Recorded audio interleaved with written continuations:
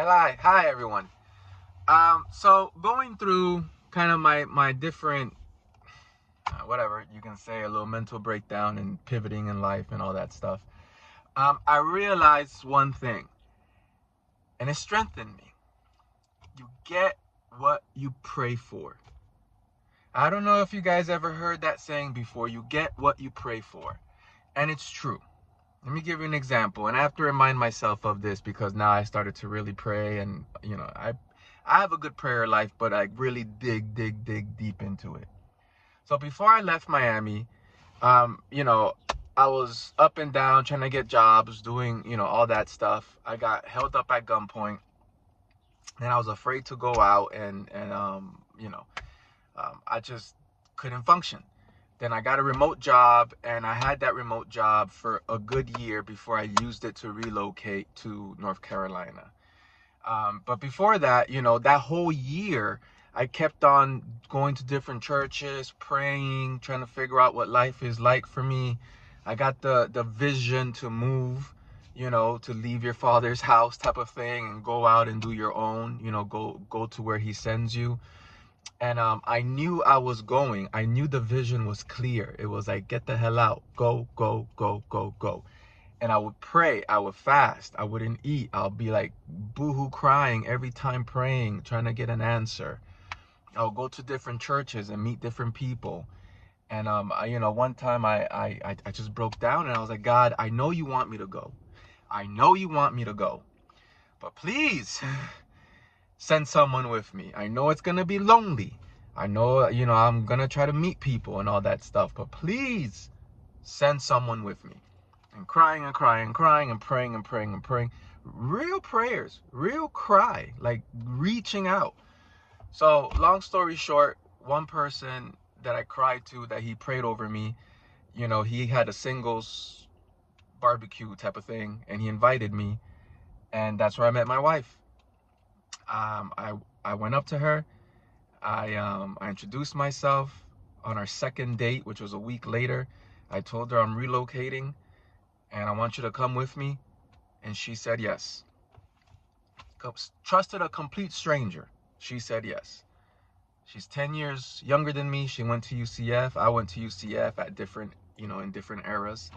And that's how we connected. But the point is, I prayed like crazy and cried and yearned for it, to the point where it got manifested and I met somebody that just trusted me and went with me. Right? That was crazy. That shows that prayer works. And I'm talking about everyday praying. All you do is pray. You read your Bible a little bit, and you study and you do whatever, and you turn off the TV. You're not even into TV no more, right? Um, I noticed my life started changing because instead of listening to the type of reggae I used to listen to, like that dance hall type of reggae, I just started listening more Christian reggae, right? More spiritual reggae, going back to my roots and all that stuff, and feeling oneness with myself and all that stuff. But you get what you pray for. That's what I mean to tell you. Whatever it is out there, what you're praying for, really, really praying for it, whether it's a new job, a pivot, a, a wife, a husband, whatever, kids, whatever, whatever you need to go in your prayer closet continuously and pray. Cut off all distraction, cut off social media, cut off the TV. If you read for fun, all these fictional stories and all them things, stop all that. Just keep praying. Be one with yourself. You know what I'm saying? Fast. Get into the word. Socialize. Try speak to God. I used to look like a crazy person walking around the streets of Kendall just cussing and talking to the sky because I was talking to God. I was talking to God of what I need, how am I gonna get there? And it was nuts, man. I even told my wife, now she's my wife, and at one point I was out of order and I had to remind myself of how I met her and all that stuff. But I was telling her I prayed for her and God answered me. Now, that's not to say we don't have issues. Every married couple, every couple has issues. You have your spats. I've matured in terms of arguing. I don't say things to hurt the other person anymore. I just stay quiet and I circle back to it. And truth be told, I'm more mature than my wife because hell, I'm 10 years older than her. I've been there, done that. The things that she's doing or her type of character, attitude, I see it because I used to be like that and stuff like that. So it's not always peaches and cream, but I know it was divine. I know it was providence. I know for what I've been through, who I was, how I met her, and where I was crying and praying to find someone to go with me because I was leaving Miami, man. I was fed up. I was just Clyde. Clyde means fed up, right? Like, I was over it. And I prayed to God to send me someone I can go with because I knew the loneliness I was going to encounter. And I was okay with it. I was okay with the loneliness. I was okay with it's just me and God, and wherever you are, I'll go, brother. Like I'll go. I will go. And basically 3 months before I met her, I was just every day praying, every day crying, saying, I know you want me to go, and I'll go, but please send me someone I can go with. And that was before COVID, man. That was before COVID. And then, heck, I was dead set of going to Raleigh. Raleigh. And me and her, after I met her, like 3 weeks later, we actually took a road trip to Houston. Um, but the Airbnb was between two strip clubs, and it just was a bad vibe for me. And it was like in the ghetto-y area. And I was like, no, bro, hell no. Then I got the vision to go to Raleigh. I went to Raleigh. I took her. Mind you, this is like a month into dating this woman. Going on trips, trying to see where we're going to relocate. Can you imagine that? Can you imagine that? Going to Raleigh, the hotel, it was chill. The hotel we stayed at was next to a church. And that Sunday she didn't want to go to church with me, she wanted to sleep in and whatnot. I just went to church. And I was socializing and I met some guy that used to live in Miami, and he's like, "Hey man, if you're from Miami, I think Charlotte would be more your speed." And I was like, "For real?" He's like, "Yeah, man, it's only like 3 hours. Just go check it out." So right after service, I went to the hotel. My girlfriend at the time, I went up to her. I was like, "Hey, pack your bags. Let's go check out Charlotte." She was looking at me all weird. We got in the car. We drove 3 hours. We came to Charlotte. We whipped around. Different spots, different just to kind of see uptown and all that stuff. And then drove 3 hours back up to Raleigh. Ate dinner, and the next day we flew back to Miami. And this was, I don't know, man. This was like damn November-ish or something like that.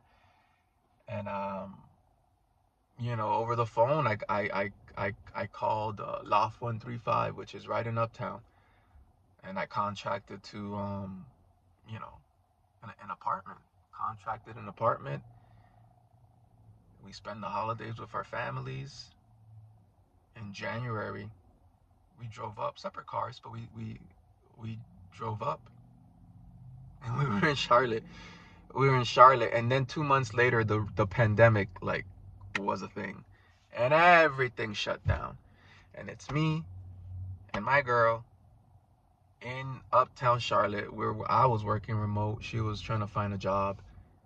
I was supporting us, and it was just me and her, man. No family, no friends. We didn't know no one. It was just me and her. Every day looking at the news, trying to figure things out, like what the hell we're going through. What is all of this? So that's really a story how I met my wife, but more so that you get what you pray for. Really pray for. Put in the work, right? Faith without effort is no good. You put in the work.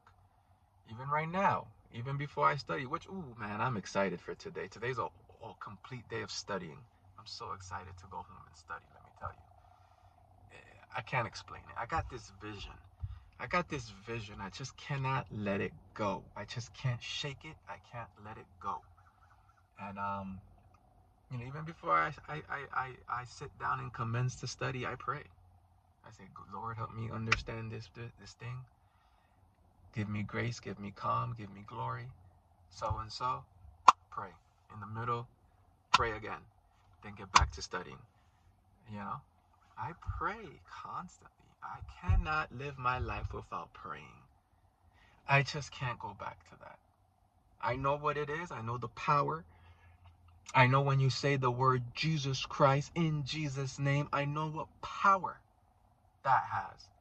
And it moves things around you, man. I'm telling you.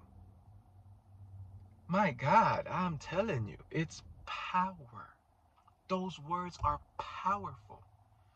If you are in line and you put in the work and you stay, faith, like you have faith and you're good hearted and it's gonna be hard.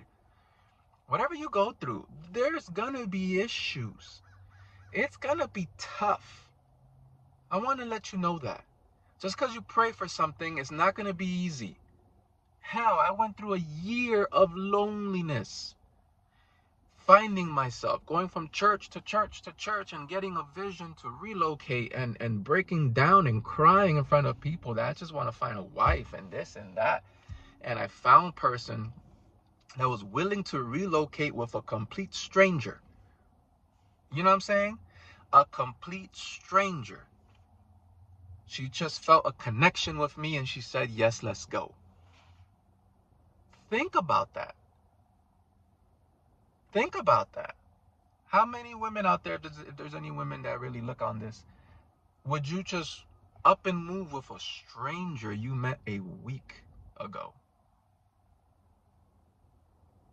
I knew she was the one when our first date we went to the movies down in the Grove down in Miami, and we're crossing the street and like I held her hand to cross the street and I felt so comfortable. I felt so warm holding her hand. Other people you kind of hold their hand and you don't really have a connection. I touched her hand to cross the street and it felt natural. It felt like I was meant to meet her. Don't get me wrong, man. It's not all cream, peaches and creams. We've had our spats, we had our disputes, we had our fights. We've come together, we come to an agreement. Hell, I'm 10 years older than her, man. Sometimes that was even a riff, you know. But I have 2 kids. We're planning on the third within 2-3 years from now. And right now I'm pivoting careers. I'm praying every day that this works out. I'm not working. I study. I do little side hustles here and there. We got some emergency funds and all that stuff, but I have to remind myself that you get what you pray for. Heck, I even see it in my son. I pray every day, every morning and night, 2-3 minutes with him. Maybe a minute to 2 minutes because he just, we talk pretty fast and all that stuff. But I pray every morning and every night with my son that God turn him into a leader. God guide him. God turn him into a leader. And just recently, and he's just 5 years old. I've been doing this since he was born. 5 years old. He turned 5 last month. And I see leadership qualities in him. I see him when I drop him off at preschool, I see him taking control of the class. I see him assigning roles to other kids. I see him being the mediator. They all come to him when these little kids, this person's being mean to me and this and that. He hugs one kid and he talks to the other kid, and this guy's a role model at 5 years old. Hell, the other day I dropped him off and a kid was trying to talk to him and he's like, hey, I want to hug my dad. He hugs me. He has a Ninja Turtle shirt on. He turns around, he screams, who wants to be a Ninja Turtle? And all the kids like jump and I want to be. And you know, there's an image here, and he's like, you are this one, and you are this one, and you are, you know what I'm saying? Vocal, assigning roles, taking command. All the kids look up to him. And we've changed daycare like twice, no, 3 times. Every daycare we change, he becomes the alpha. He becomes the leader. And this is something I've prayed for damn near 5 years, and I still continue to pray for it. So that's another story. You get what you pray for, yes, but God's timing is divine. Remember that. Don't quit. Don't get discouraged. In the good and the bad, you pray. Remember that. And I just felt like sharing this story, especially when my kids, when my son sees this when he gets older, he's like, wow, daddy, like you actually, you know, he should remember that me and him pray. But I just wanted to share that. You get what you pray for. I prayed for a wife, I got it. I was out of order, and you know, I married her before my second child, and then that's another story to that. But I pray that my son's a leader. I'm literally seeing him become a leader right now. You know, I'm starting to pray to pivot in this certain career, and I have a 12-year plan that I put in God's feet, and I don't pray for my benefit, right? I pray for thy, you know, thy kingdom come, thy will be done. It's up to you, whatever you want. Use me as a conduit. Use me to reflect calm and peace towards other people, right? Um, Certain things I'm trying to establish is not for me to make money. It's to make my kids have an easier life, for they can do good things for the kingdom. And I pray. I pray about these things every day.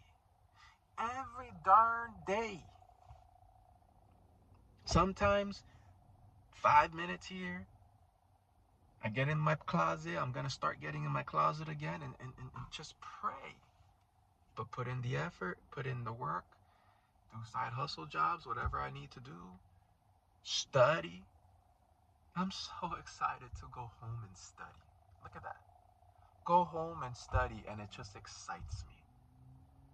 So, yeah, you get what you pray for. You do. You do. But you have to put in the work. You have to put in the work. You know, God will meet you halfway. Straight up. He will meet you halfway. But you put in the work and you pray at the same time. And not just pray once a week, once a Monday, then you pray again on a Saturday. Continuously. Like there's nothing else in life to do. Turn off the TV. Pray. Wake up in the morning. Pray. You go through hassles. You stop and you pray. And you work on what you're trying to do, and it will happen. It will happen. May not happen the next day. 3 months, 5 months, a year down the road, when you notice that you just can't give no more effort, it happens. So, God bless you. If anyone is going through some issues or whatnot, just stay strong, pray for a job, pray for a spouse, pray for kids, whatever. But really get into it.